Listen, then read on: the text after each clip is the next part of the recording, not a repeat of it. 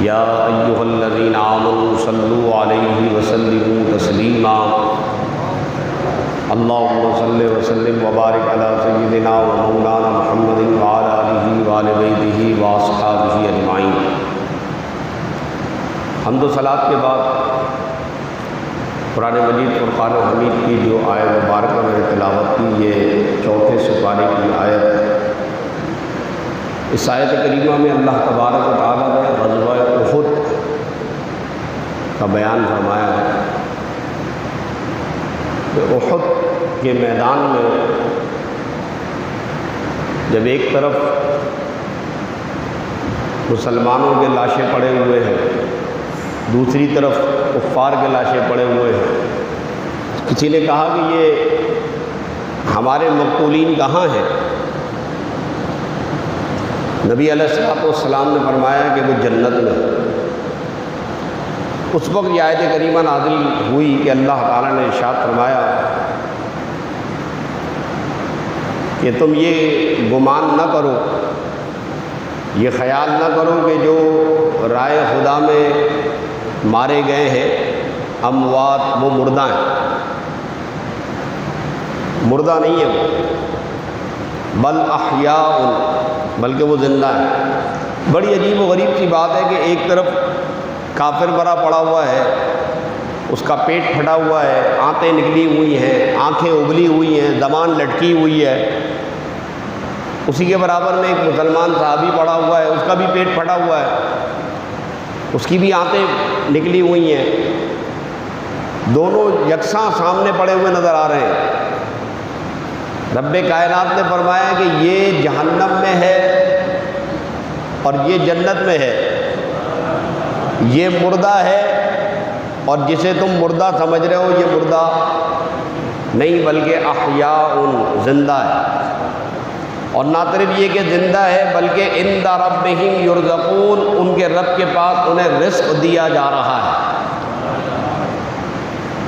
اور نہ صرف رزق دیا جا رہا ہے بلکہ فرحین بما آتاہم اللہ من فضلہ، جو کچھ اللہ نے انہیں عطا فرمایا ہے وہ اس کے اوپر خوشی فرما رہے ہیں، خوش ہیں۔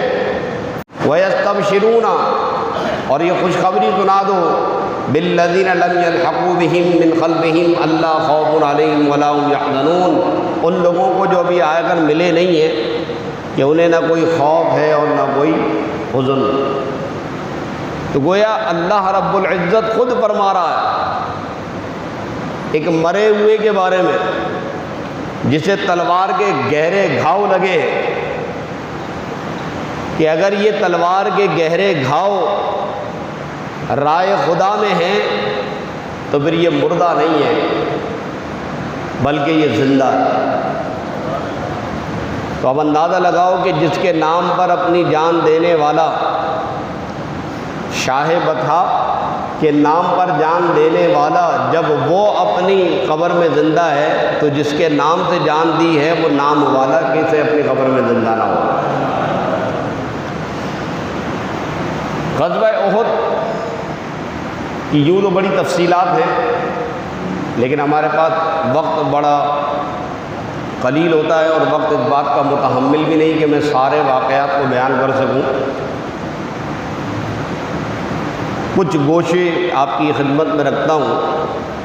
سب سے پہلے تو ہم غزوہ احد کے اسباب پر بات کرتے ہیں کہ غزوہ احد کے جو اسباب ہیں ان اسباب کا تذکرہ کرتے ہوئے مورخین نے لکھا کہ غزوہ بدر میں جو لوگ مارے گئے تھے ان مقتولین کے ورثاء نے غزوہ بدر کے اپنے مقتولین کا بدلہ لینے کے لیے ایک مرتبہ پھر مسلمانوں کے ساتھ جنگ کرنے کا ارادہ کیا، اور اس کے لیے بڑی وافر مقدار میں پیسہ بھی جمع کیا،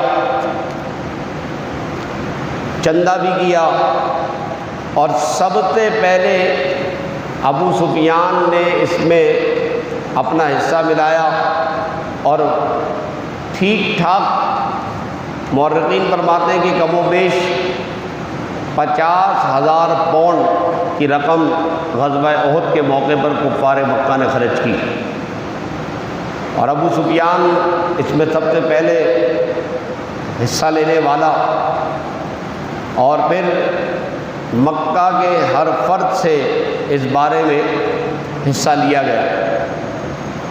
قرآن مجید فرقان حمید نے کفار مکہ کے چندہ جمع کرنے کو بیان فرمایا کہ ان الذین کفروا ينفقون اموالهم لیصدوا عن سبیل اللہ فسینفقونها ثم تکون علیہم حسرۃ ثم یغلبون۔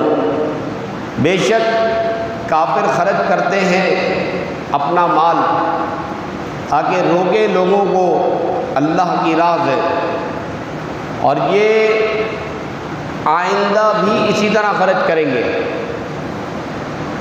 یعنی قرآن مجید فرقان حمید پیشن گوئی بھی کر رہا کہ یہ کافر جو ہیں اللہ کی راہ سے روکنے کے لیے اپنا مال خرچ کرتے ہیں، فَسَيُنْفِقُونَهَا، پھر یہ آئندہ بھی خرچ کرتے رہیں گے۔ آج تک یہ خرچ کر رہے ہیں پیسہ، آج بھی اسلام دشمن قوتیں اسلام کے خلاف اپنا پورا زور لگا رہی ہیں اور اپنی پوری قوت لگاتی ہیں۔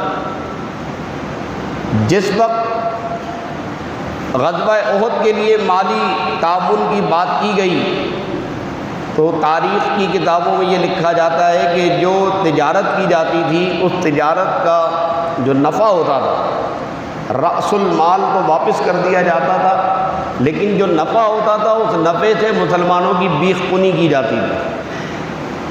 تجارت میں جو نفع ہوتا تھا اس نفع سے مسلمانوں کی کاٹ کی جاتی تھی۔ آج کیا ہو رہا ہے؟ آج کیا ہو رہا ہے؟ آج بھی یہ ہے کہ کفار مشرکین یہود و ہنود کی جو اکنامیکل پالیسی ہے وہ اکنامک پالیسی یہی ہے کہ پورے دنیا میں انہوں نے اپنی تجارت پھیلائی ہوئی ہے، اور پوری دنیا میں تجارت کے عوض میں جو منافع حاصل کرتے ہیں وہ منافع مسلمانوں کے خلاف استعمال کیا جاتا ہے، اسلام کے خلاف استعمال کیا جاتا ہے۔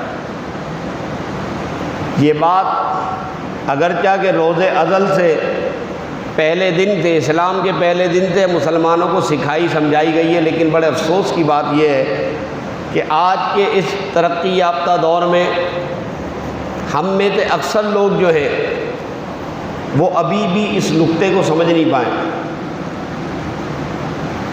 تجارت کے معاملے میں ہماری مسلم امہ کمزور ہے، جو تاجر حضرات ہیں ان میں زیادہ تر چور ہیں، اور ان کا مقصد صرف یہ ہوتا ہے کہ ہم اپنی شے ہلکی بنا کر زیادہ قیمت پر بیچ کر بہت زیادہ منافع کما کر راتوں رات دنیا کے سب سے امیر ترین آدمی بن جائیں۔ یہی وجہ ہے کہ مسلمانوں کی بنائی ہوئی کوئی بھی پروڈکٹ خود مسلمان استعمال نہیں کر رہا۔ یہود و ہنود کی پروڈکٹ وہ اس معاملے میں اپنے ساتھ بھی بھلائی کرتے ہیں اور اپنے تجارت کے ساتھ بھی انصاف کرتے ہیں۔ ان کا بنایا ہوا کوئی بھی پروڈکٹ آپ دیکھ لیں کہ ہمارے پاکستان و بالخصوص کراچی میں لوگ ٹھٹ کے ٹھٹ لگے ہوئے، آج اسرائیل کے ساتھ کھلی جنگ ہو رہی ہے، فرانس کے ساتھ کھلی جنگ ہے، اس کے باوجود اسرائیلی مصنوعات اور فرانس کی بنائی ہوئی مصنوعات، کون سا ایسا مسلمان ہے پاکستان کے اندر کہ جس نے ترک کر دیا ہے؟ اگر آٹے میں نمک برابر چند لوگوں نے ان کی مصنوعات خریدنا بند بھی کر دی تو کیا ہوا؟ انہیں کیا فرق پڑتا ہے؟ کوئی پینے کا مشروب ہے، وہ مشروب آپ دیکھ لیں کہ اس قدر ایڈورٹائزنگ کی جاتی ہے کہ آدمی یہ سمجھتا ہے کہ بھئی یہی سب سے اچھا مشروب ہے۔ اپنے کراچی شہر میں بکنے والا گنے کا جوس پینے کے لیے کوئی تیار نہیں، وہ گنے کی مشین لگا کے جوس بیچ رہا ہے، وہ نہیں پی رہے۔ تو ہمارے مسلمان کل ہوشیار تھے، بیدار تھے، آج خواب غفلت میں سو رہے ہیں۔ تجارتی قافلے کا جتنا نفع ہوا کم و بیش پیر کرم شاہ صاحب الازہری اپنی کتاب میں تاریخ الخمیس کے حوالے سے نقل فرماتے ہیں کہ 50,000 پاؤنڈ غزوہ احد کے لیے خرچ کیا گیا۔ اللہ تبارک و تعالیٰ نے فرمایا ہے کہ یہ جو انہوں نے پیسہ خرچ کیا ہے اور فَسَيُنْفِقُونَهَا یہ آئندہ بھی خرچ کرتے رہیں گے۔ ثُمَّ تَكُونُ عَلَيْهِمْ حَسْرَةً پھر ہو جائے گا یہ خرچ کرنا ان کے لیے حسرت کا باعث۔ ثُمَّ يُغْلَبُونَ بہرحال پھر وہ مغلوب کر دیے جائیں گے۔ اسلام اگر آج ہمارے سامنے موجود ہے نا تو وہ اپنی خود کی پاور سے موجود ہے، اپنی طاقت سے موجود ہے۔ میری اور آپ کی اس کے اندر کوئی کارروائی نہیں ہے کہ ہم نے کوئی بڑا کوئی کارنامہ انجام نہیں دیا ہم واضح طور پر یہ بات اچھی طرح سمجھ لیں کہ اسلام نے ہمیں جتنا کچھ عطا فرمایا ہے، جتنی کچھ نعمتیں دی ہیں، ان نعمتوں کے عوض ہم نے اسلام کو کچھ بھی نہیں دیا۔ یہ ہمارے نامہ اعمال میں واضح طور پہ لکھا ہوا، کوئی قربانی ہم نے پیش نہیں کی اسلام کے لیے۔ اور قرآن مجید ابھی میرا موضوع نہیں ہے، ورنہ میں صرف اسی موضوع پر آپ کو آیتیں قرآن میں نکال کے دکھاؤں کہ کتنی آیتیں ہیں کہ جہاں اللہ تعالیٰ واضح طور پہ فرما رہا ہے احاسب الناس، لوگ کیا خیال کرتے ہیں ان یترکوا ان یقولوا آمنا، کہ ان کو ہم بس اتنی سی بات کہنے پر چھوڑ دیں گے کہ ہم لا الہ الا اللہ پڑھتے ہیں اور ان کا امتحان نہیں ہوگا۔ امتحان کے بغیر تو جان چھوٹنے والی نہیں ہے۔ تو اب آپ غور فرمائیں کہ غزوہ احد کے موقع پر کفار مکہ نہ صرف چندہ کر رہے ہیں بلکہ اس میں بڑھ چڑھ کر حصہ ڈال رہے ہیں۔ آج مسلمانوں کو چندہ کرنے کے لیے کہو تو اول تو چندہ ہوتا تو ہے ہمارے یہاں، کرنے والے چندہ کرتے ہو، میرا خیال ہے باوجود قسمہ پرسی کے لوگ بے حساب چندہ دیتے۔ کراچی سب سے زیادہ چندہ دے رہا، بلکہ پورا کا پورا پاکستان کراچی کے چندے پر پڑ رہا۔ کل بھی بلوچستان یا غالباً سندھ کا کوئی عہدیدار ہے جس کے گھر سے پتہ نہیں کتنے کروڑ روپے نکلے، نیب نے چھاپا مارا ہے۔ اب نیب نے چھاپا مارا ہے، اتنے کروڑ روپے نکلے ہیں، یہ میڈیا پہ دکھا دی خبر، کل یہ خبر غائب ہو جائے گی، کروڑوں روپے بھی غائب ہو جائیں گے۔ ایسے نیب نے ماضی میں کتنے چھاپے مارے، اور چھاپے مار کر وہ اتنا کروڑوں روپیہ جو تم برآمد کرتے ہو جاتا کدھر ہے؟ یہ اتنے سارے غریب بیٹھے ہوئے، کسی ایک غریب کے گھر پہ کوئی پیسہ آیا کہ ہاں بھائی یہ نیب نے پیسہ ان کے حلق میں ہاتھ ڈال کے نکالا ہے، اب ہم یہ ان پیسوں کو غریبوں میں تقسیم کر رہے ہیں۔ یہ پیسہ تو غریبوں کا حق ہے، یہ پیسہ غریبوں کے لیے مال غنیمت ہے، یہ حکومت پر شرعاً واجب ہے کہ وہ اس پیسے کو تقسیم کرے، نہ کہ آج یہ ویڈیو دکھا دی، لوگوں کو بتا دیا کہ ہم نے ہاتھ مارا ہے، وہ خود ہی بالا بڑے بڑوں میں تقسیم ہو جائے گا، اور چھوٹوں کے لیے اور ہم جیسوں کے لیے کیا ہے؟ ڈنڈا، ہمارے لیے صرف ڈنڈا ہے۔ تو تباہی و بربادی تو ہم نے خود اپنے ہاتھوں سے بنا رکھی ہے۔ تو اب آپ یہاں دیکھیں کہ اللہ تبارک و تعالیٰ فرما رہا ہے کہ یہ کافر بھی مال خرچ کرتے ہیں اپنے باطل عقیدے اور باطل تحفظ کے لیے، اپنے باطل عقیدے اور باطل نظریات کے تحفظ کے لیے۔ کس طریقے سے یہ اپنا مال خرچ کرتے ہیں؟ تو اے مسلمانوں، تم اپنے سچے عقیدے کے لیے کیوں مال خرچ نہیں کرتے؟ آپ کہیں گے جناب جہاد تو ہو نہیں رہا تو کہاں سے مال خرچ کریں؟ ارے جہاد نہیں ہو رہا تو مسجد میں تو پیسے خرچ کر سکتے ہیں۔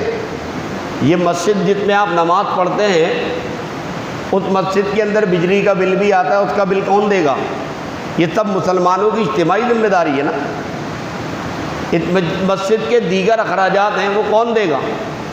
یہ سب ہم سب کی بنیادی ذمہ داری کہ ہم اپنے اموال میں سے کچھ مال مختص کر کے رائے خدا میں اس نیت سے دیں کہ یہ اللہ کے گھر کی خدمت کے لیے پیش کر رہا ہوں۔ اب آپ دیکھیں کہ یہاں غزوہ احد کے لیے ابو سفیان نے مال جمع کیا، ارد گرد کے قبائل کو جمع کیا، کم و بیش 3000 افراد کا لشکر جمع کر لیا۔ اور ان 3000 افراد میں 700 زرہ پوش افراد ہیں جنہوں نے لوہے کی زرہ پہن رکھی، 200 گھڑ سوار ہیں، اور تقریباً 1000 سے زیادہ تعداد میں اونٹ ہیں جو کفار اپنے ساتھ لے کر آ رہے ہیں۔ لشکر کی افرادی قوت بھی بھرپور ہے اور اسلحے کے معاملے میں بھی ٹھیک ٹھاک ان کے پاس اسلحہ موجود ہے۔ 5 شوال 3 ہجری کو کفار کا یہ لشکر 3000 جنگ آزما سورماؤں پر مشتمل مدینہ طیبہ کی ایک چھوٹی سی بستی پر حملہ کرنے کے لیے روانہ ہو رہے ہیں، اور ادھر مسلمانوں کی یہ چھوٹی بستی جس میں چند افراد ہیں، چند مسلمان ہیں، گویا مسلمانوں کے مقابلے میں 5 گنا زیادہ افرادی قوت ہے۔ اسلحے کے مقابلے میں دیکھا جائے تو 5 گنا زیادہ اسلحہ ہے۔ افرادی قوت کے اعتبار سے، اسلحے کی قوت کے اعتبار سے کفار یہود ہنود کل بھی پاورفل تھے، اور ان کی جو پیچھے اولادیں آتی رہی ہیں یہ اپنی اولادوں کو گٹی میں گھول گھول کے پلاتے رہے، اپنی اولادوں کو گٹی میں گھول گھول کے پلاتے ہیں کہ تمہیں، آپ اسرائیل کی کوئی بھی ویڈیو اٹھا کر دیکھ لیں، نیٹ کے اوپر موجود ہے، اسکول کے 5 سال کے بچے کو وہ پڑھا رہے ہوتے ہیں، سبق سکھا رہے ہوتے ہیں کہ بتاؤ ہیکل کب تیار ہوگا، ہیکل سلیمانی کے لیے تم کیا قربانی دو گے۔ یہ ویڈیو دیکھیں آپ کیا پڑھا رہے ہیں اپنے اسکولوں میں۔ آپ دیکھیں یورپ کے جتنے اسکول ہیں، کالج اور یونیورسٹی تو بہت اپر لیول کے ہیں، میں اسکول کی بات کروں کہ جتنے اسکول ہیں وہاں اسکولنگ ایسی نہیں ہوتی جیسی آپ کی پاکستان میں ہوتی۔ وہاں بچے کو اسکول کے اندر تیراکی سکھائی جاتی ہے، سوئمنگ سکھائی جاتی ہے، وہاں بچے کو اسکول کے اندر گھڑ سواری سکھائی جاتی ہے، وہاں بچے کو اسکول کے اندر نشانے بازی سکھائی جاتی ہے، وہاں بچے کو اسکول کے اندر مختلف زبانیں سکھائی جاتی ہیں۔ وہ اپنے بچوں کو بچپن سے پریپیئر کرتے ہیں، تیار کرتے ہیں، علمی اعتبار سے، جسمانی اعتبار سے، ذہنی اعتبار سے، قوت کے اعتبار سے، سوچ کے اعتبار سے، فکر کے اعتبار سے، عقیدے کے اعتبار سے، نظریے کے اعتبار سے اپنے بچوں کو سیسا پلائی ہوئی دیوار بناتے ہیں۔ یہی وجہ ہے کہ ان کے معاشرے کے اندر ایک سے بڑھ کر ایک آپ کو بندہ ملے گا۔ ہمارے یہاں کیا ہو رہا ہے؟ ہمارے یہاں بچہ پیدا ہو گیا، پیدا ہونے کے بعد ابھی وہ اماں کی گود میں ہی ہوتا ہے کہ اماں مسجد لے کے آ جاتی ہیں اس کو سجدہ کروانے کے لیے۔ 20 سال کا جب کڑیل جوان ہو جائے گا تو وہ آندھا پڑا سو رہا ہوگا گھر پہ، اس وقت اماں کو خیال نہیں آئے گا، نہ ابا کو خیال آئے گا کہ یہ منحوس 20 سال کا مستنڈا جو گھر میں آندھا پڑا سو رہا ہے اس کو ڈنڈے مار کے مسجد بھیجے کہ جا نماز پڑھ گیا۔ تو کسی باپ میں اتنا دم نہیں ہے کہ اپنے لونڈے کو جو ہے نا ڈنڈے مارے۔ وہ 20 سال کے مستنڈے گھر میں اوندھے پڑے سو رہے ہوتے ہیں، خود ابا اوندھے پڑے سو رہے ہوتے ہیں۔ تو جب گھر کا کیفیت یہ ہوگی تو ان گھروں سے رائے خدا میں لڑنے کے لیے کون نکلے گا؟ اسرائیل سے لڑنے کے لیے کون نکلے گا؟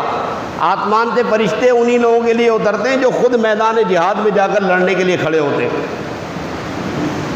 میرے دوستوں بزرگوں، جنگ احد، غزوہ احد ہمیں سبق سکھا رہا ہے کہ ہم ان غزوات کو نہ صرف یہ کہ پڑھیں بلکہ اپنی اولادوں کو بھی سکھائیں۔ نہ صرف یہ بلکہ ہم دیکھتے ہیں کہ غزوہ احد میں کفار، لشکر کفار کے ساتھ خواتین بھی آ رہی ہیں۔ میں ان خواتین کا نام لینا چاہتا ہوں اور نہ میں ان کا حسن و جمال بتانا چاہتا ہوں، یا تاریخ میں ان کا صرف حسن و جمال ایسا ہے کہ جس کو پڑھنے کے بعد بندے کے اندر شہوت ابھرنے لگتی ہے۔ حسین و جمیل لڑکیاں لے کر آتے تھے میدان میں، اور عربی جو ہے وہ جب کسی عورت کا حسن و جمال بیان کرتا ہے تو وہ عربی پڑھنے والی ہوتی ہے کہ کیا حسن و جمال بیان کر رہا ہے۔ اور ایسی زبردست خواتین لے کر آئے کہ جس میں ایک خاتون کا تذکرہ میں بعد میں کروں گا۔ تو یہاں ہم یہ دیکھتے ہیں کہ جب کفار اپنے ساتھ لشکر لے کر آ رہے ہیں تو اللہ کے نبی صلی اللہ علیہ وسلم بھی اپنے ساتھ جہاں مجاہدین کو لے کر آئے وہاں مجاہدین خواتین کو بھی لے کر آئے۔ میری باتیں آپ کو سمجھ میں آ رہی ہیں؟ ایسا تو نہیں لگ رہا کہ میں ڈنڈے مار رہا ہوں آپ کو یا ڈانٹ رہا ہوں ہیں؟ نہیں، آپ لوگ ایسے ڈرے سے میں بیٹھے ہوئے جیسے لگ رہا ہے کہ میں کوئی نیب کا کارندہ ہوں یا کوئی وزیر اعظم پاکستان ہوں. تر خوف کے مارے چہرے پر ہوائیاں اڑ رہی ہیں آپ لوگوں کے.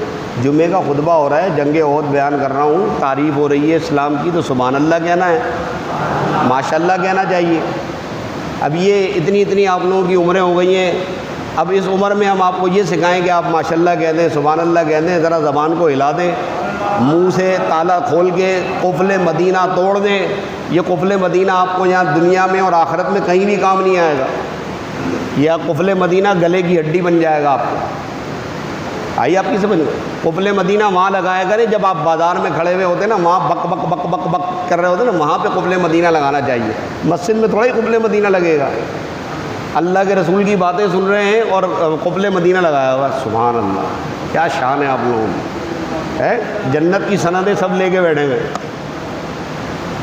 نبی علیہ الصلوۃ والسلام بھی اپنے ساتھ خواتین کو لے کر آئے ہیں اور ان میں بھی بڑی شاندار خواتین ہیں. آگے چلتے ہیں، بات کو آگے لے کر چلتے ہیں کہ اب یہاں پر جیسا کہ میں نے بتایا کہ کفار مکہ اپنے ساتھ ساتھ مشرکین مکہ، یہود و نصارہ، نہ صرف یہ کہ خود بلکہ اپنی خواتین بلکہ اپنے بچوں تک کی تربیت کرتے ہیں. نبی علیہ الصلوۃ والسلام کی بارگاہ میں رہنے والے اور مکتب نبوی سے استفادہ کرنے والے وہ بھی کم نہیں ہیں. صحابہ اکرام نے اپنے بچوں کو گھول گھول کر پلایا. یہی وجہ ہے کہ احد کے میدان کی طرف جب رواں دواں ہیں تو راستے میں حضرت رافع بن خدیج رضی اللہ تعالیٰ عنہ، جن کی عمر بمشکل 15.5 سال ہے. کتنی؟ ہمارے گھر میں جو 15 سال کا لڑکا ہے وہ نماز نہیں پڑھتا. یہ رافع بن خدیج رضی اللہ تعالیٰ عنہ یہ احد میں جنگ لڑنے جا رہے ہیں. اور یہ احد کی جنگ، ابھی تو آپ لوگوں کو میں کہہ رہا ہوں نا، وقت ہمارے پاس نہیں ہے اتنا زیادہ کہ ہم آپ کو ایک ایک جزیہ بتائیں کہ ان جنگوں میں جو تلواریں استعمال ہوتی تھیں نا، وہ تلواریں ہی کم از کم 30 اور 35 kg کی ہوتی تھیں. 30 and 35 kg. کوئی بھی ہم میں تو ایسا شخص نہیں ہے جو 30 kg کی تلوار اٹھا لے. اور حضرت حمزہ رضی اللہ تعالیٰ عنہ کے بارے میں اس میں کہتے ہیں کہ حضرت حمزہ رضی اللہ تعالیٰ عنہ کی تلوار کا وزن 35 کلو ایک ہاتھ میں، 35 کلو ایک ہاتھ میں، اور دونوں ہاتھوں سے سیدنا امیر حمزہ رضی اللہ تعالیٰ عنہ جب تلوار چلاتے تھے تو لکھنے والے، تاریخ لکھنے والے کہتے ہیں کہ جدھر چلے جاتے تھے پشتوں کے پشتے لگاتے چلے جاتے تھے.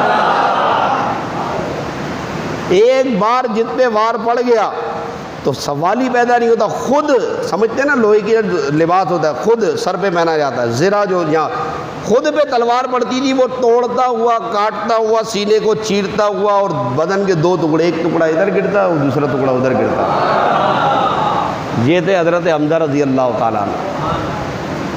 تو حضرت رافع بن خدیج کا بتا رہا کہ حضرت رافع بن خدیج کو حضور کی بارگاہ میں پیش کیا. حضور نے فرمایا بچہ ہے واپس کر دو. کسی نے عرض کی یا رسول اللہ تیر بہت زبردست طریقے سے چلاتا ہے، تیر اندازی میں ماہر ہے. تو جب سفارش کی کہ تیر اندازی میں ماہر ہے تو حضور نے فرمایا اچھا آنے دو، آ جاؤ. ان کے ایک دوست تھے رافع بن خدیج کے، سمرہ بن جندب. سمرہ بن جندب کو جب پتہ لگا کہ رافع کو اجازت دے دی تو سمرہ جو ہے وہ رافع سے بھی 1 سال چھوٹے. یہ دوڑے دوڑے حضور کی بارگاہ میں گئے، یا رسول اللہ صلی اللہ علیہ وسلم آپ نے رافع کو اجازت دی ہے، مجھے بھی اجازت دیں. بھائی تم ایک تو وہ چھوٹا ہے، تم اس سے بھی 1 سال چھوٹے ہو، تو آپ کیسے جا سکتے ہو؟ چھوٹی عمر کے بچوں کو جائز نہیں ہے، الاؤ نہیں ہے. تو معلوم کیا کہتے ہیں؟ کہتے ہیں یا رسول اللہ آپ رافع سے میری کشتی کروا لیں، میں اس کو ایک ہی جھٹکے میں پچھاڑ دوں گا، اگر میں نہ پچھاڑ سکا تو میں نہیں جاؤں گا. نبی علیہ الصلوۃ والسلام نے فرمایا بلاؤ بھائی رافع کو بلاؤ. رافع آ گئے، سمرہ آ گئے، سب گھیرا باندھ کے کھڑے ہو گئے، کبھی کشتی کرو. اب رافع اور سمرہ کی کشتی ہو رہی ہے، دونوں بچوں کی زبردست کشتی ہوئی. جناب حضرت سمرہ بن جندب نے رافع کو اٹھایا اور ایک ہی اس میں جھٹکے میں پٹک دیا.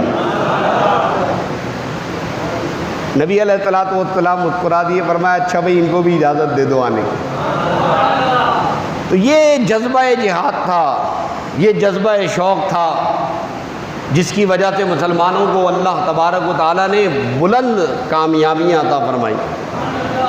آج ہمارا نوجوان، آج کا ہمارا بچہ، اس کو موبائل سے فرصت نہیں ہے، واٹس ایپ فیس بک سے فرصت نہیں ہے۔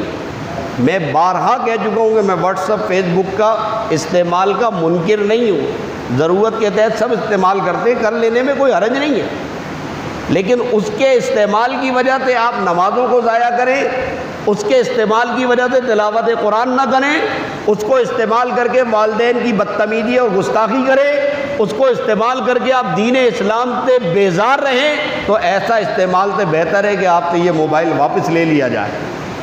آپ ضرورت نہیں ہے آپ کو یہ موبائل یوز کرنے کی۔ حضرت رافع بن خدیج، حضرت سمرہ بن جندب، ان کو بھی لے کر پہنچ گئے۔ اب چلتے ہیں میدان احد کے اندر، کہ میدان احد میں جب پہنچے تو راستے میں کچھ کافروں نے اور منافقین کے کچھ لوگوں نے کہا کہ بھائی ہم بھی چلتے ہیں ساتھ میں، کیونکہ قبائلی دور تھا نا، قبیلہ قبیلے کی حمایت کرتا تھا۔ جیسے ہمارے یہاں ہوتا ہے نا بات، قبیلے والے، کھتری برادری والے اور گودرا برادری والے، میمن برادری، پانجا وارا ماڑوں ہے جی، ہین پانجا وارا ہے جو پانجا وارا ہو گیا تو اس کے بعد وہ کالا ہے، نیلا ہے، پیلا ہے، لمبا ہے، چھوٹا ہے، گناہ گار ہے، بدکار ہے، سیاہ گار ہے، سب معاف ہے، پانجا وارا ہے بس۔ اور اسی طریقے سے قبائل کے اندر اور بھی بہت ساری برائیاں ہیں۔ تو یہ قبیلے کے کچھ لوگ آ گئے، نبی علیہ الصلوۃ والسلام سے عرض کی یا رسول اللہ یہ ہمارے قبیلے کے لوگ ہیں، اگرچہ کہ مسلمان نہیں ہیں لیکن ہے اپنے قبیلے کے، ان کو یہ گزارش کر رہے ہیں کہ ہمیں بھی لے چلیں، ہم بھی شریک ہونا چاہتے ہیں۔ رحمت عالم صلی اللہ علیہ وسلم نے اصول عطا فرما دیا۔ کیا فرمایا؟ فرمایا لا حاجت لنا بہم، ہمیں ان کی کوئی ضرورت نہیں ہے، ہمیں ان کی کوئی ضرورت نہیں ہے۔ یہاں تک کہ اللہ تعالیٰ نے وحی نازل فرمائی اور فرمایا یا ایھا الذین آمنوا لا تتخذوا بطانة من دونکم لا یألونکم خبالا، اے ایمان والوں نہ بناؤ اپنا رازدار غیروں کو، غیروں کو اپنا رازدار نہ بناؤ۔ کیوں؟ کہ وہ کسر نہ اٹھا رکھیں گے تمہیں تباہ کرنے کے لیے۔ وہ تو پسند کرتے ہیں کہ تمہیں کون سی چیز ضرر پہنچانے والی ہے وہ تمہیں ضرر پہنچائیں، وہ اپنی زبانوں سے تمہیں ضرر پہنچاتے ہیں، وہ اپنے فعل سے تمہیں ضرر پہنچاتے ہیں، وہ اکنامکلی تمہیں ٹھیس پہنچاتے ہیں۔ تمہاری پوری اکنامک کو انہوں نے قابو میں کیا ہوا ہے، تمہاری پوری اکنامک قابو میں کی ہوئی ہے، تمہارے ہاتھ کچھ بھی نہیں ہے۔ یہی وجہ ہے کہ تم تباہ و برباد ہو رہے ہو۔ آج بھی میں سمجھتا ہوں، میرا اپنا ایمان ہے کہ اگر مسلمان تاجر واقعی صادق ہو جائے، سچا ہو جائے، کہ جیسے رسول اللہ صلی اللہ علیہ وسلم نے فرمایا کہ تاجر جو صدیق ہے وہ قیامت کے دن انبیاء کی صفوں میں کھڑا ہوگا۔ آپ سچے ہو جاؤ۔ میں مثالیں نہیں دینا چاہتا لیکن میں کیا کروں، ہمارے معاشرے کے اندر موجود ہے نا بہت سارے باطل عقیدے اور بد عقیدے کے ایسے لوگ ہیں، آپ بھی جانتے ہوں گے، نام لینے کی ضرورت نہیں ہے، کہ وہ باطل عقیدے کے لوگ ہیں، بد عقیدہ لوگ ہیں، لیکن تجارت کے معاملے میں ایسا کھرا سودا کرتے ہیں، سامان بھی کھرا، نفع بھی کھرا۔ ہماری طرح نہیں کہ سامان بھی بوگس اور نفع بھی طبل۔ جیسے ابھی وہ ماس جو تھا گزشتہ سال میں 4 روپے 5 روپے والا ماس جو ہے وہ لوگوں نے 100 روپے 200 روپے 300 روپے کا بیچا۔ مجھے ایک دکاندار ایسا بھی ملا، جب میں نے اس سے پوچھا ماس کیا، کہ اللہ نہیں ہے، میں نے ماس نہیں ہے، کہ اللہ مولانا صاحب کیا کریں، پیچھے سے وہ دے رہے ہیں 300 روپے کا، تو میں یہاں 300 روپے کا کیسے بیچوں؟ ہماری قوم کے بعد 300 روپے مطلب ہے نہیں نا، غریب آدمی نہیں خرید سکتا۔ میں نے کہا یہ بھی بڑا اچھا فیصلہ ہے یار تمہارا، بھائی پیچھے 300 روپے کا آ رہا ہے تم مت خریدو، مرغی مہنگی ہو رہی ہے مرغی مت خریدو۔ جنید بغدادی رضی اللہ تعالیٰ عنہ کا یہ اصول ہم نے بچپن میں کبھی طالب علمی کے زمانے میں پڑھا تھا، جب سے یاد کیا ہوا ہے کہ جنید بغدادی سے جب کہا گیا کہ شکر مہنگی ہو گئی ہے تو آپ نے فرمایا ہمیں شکر کے مہنگے ہونے اور سستا ہونے سے کوئی فرق نہیں پڑتا۔ عرض کیا کیوں؟ کہا ہم شکر پیتے ہی نہیں ہیں، ہم استعمال ہی نہیں کرتے۔ اب ہمارے یہاں مسئلہ یہ ہے کہ بھائی جب تک کھانے میں چکن نہیں ہوگی ہم کھانا کھائیں گے نہیں، سبزی ہمیں کھانا نہیں آتی، دال ہم کھاتے نہیں ہیں، دال اور سبزی جو ہے اس کے اوپر ہمارے اولادیں ناک بھوں چڑھاتے ہیں، انہیں دال بچپن سے لے کے آج تک دالیں کھائی ہیں، سبزیاں کھائی ہیں، وہ روٹی کے ٹکڑے جو بچ جاتے تھے ان کو کوٹ کوٹ کر اس میں شکر ملا کر کے شاہی ٹکڑے کہہ کے ہماری اماں کھلاتی، لو شاہی ٹکڑے آ گئے بھائی۔ آج پتہ نہیں کیا ہو گیا، ہم لوگ اپنی زندگی کے سارے اپنے بڑوں کے ان اصولوں کو طے و بالا کر کے رکھ دیا، تباہی کی طرف ہم خود جا رہے ہیں۔ چلیے غزوہ احد میں اب پہنچ چکے ہیں۔ غزوہ احد کے اندر بہت سارے اہم واقعات میں ایک اہم بات یہ ہے کہ رسول اللہ صلی اللہ علیہ وسلم نے 50 افراد کو گھاٹی پر متعین فرمایا کہ تمہیں یہاں سے ہٹنا نہیں ہے اور اس گھاٹی کے اوپر قائم و دائم رہنا ہے، خواہ ہمارے خلاف دشمن ہماری بوٹیاں نوچ لیں، تم نے ہٹنا نہیں ہے، یا اگر ہم جیت جائیں اور مال غنیمت لوٹنے لگ جائیں تب بھی تمہیں یہاں سے ہٹنا نہیں ہے۔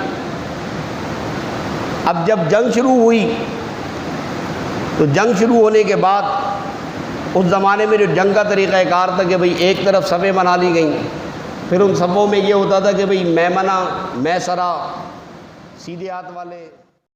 مزید علامہ صاحب کے بیان سننے کے لیے ہمارا چینل سبسکرائب کریں، بیل آئیکن پریس کریں، ہماری تمام آنے والی ویڈیوز آپ کو موصول ہو سکیں گی۔ شکریہ۔